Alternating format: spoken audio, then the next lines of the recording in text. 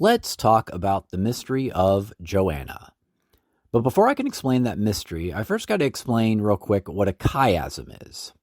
A chiasm is a literary device for drawing attention to something in the symmetrical way that you write about it.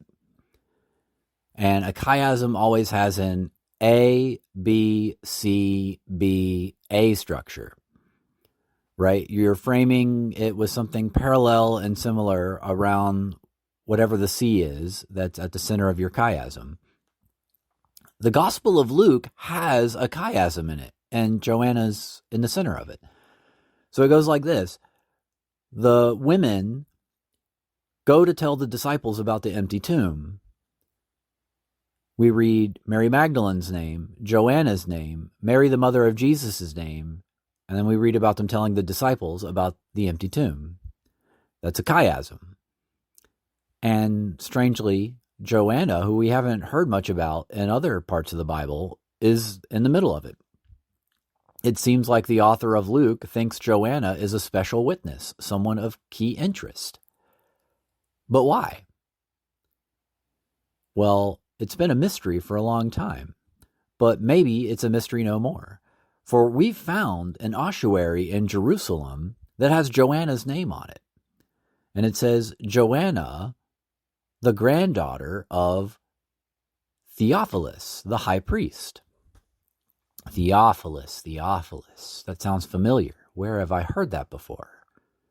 That's right. Theophilus is in the Gospel of Luke too. At the very beginning of it. Theophilus is who Luke is writing to.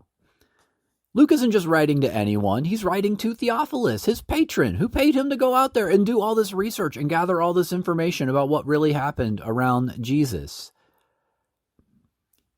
That's why Joanna, if these are the same people, would be of interest in Luke's gospel because he knows he's writing to someone who personally knows Joanna. You know, if Theophilus is going to be skeptical about anyone's testimony, here is his granddaughter's testimony, who he knows he can trust. Right? That's why she's at the center of the chiasm. It really reminds you that all the names you read in the Bible were living people at the time that this was written. And the authors expected you would want to go and fact check, go talk to these people for yourself, get their side of the story. People you could easily go and look up because all of this actually happened.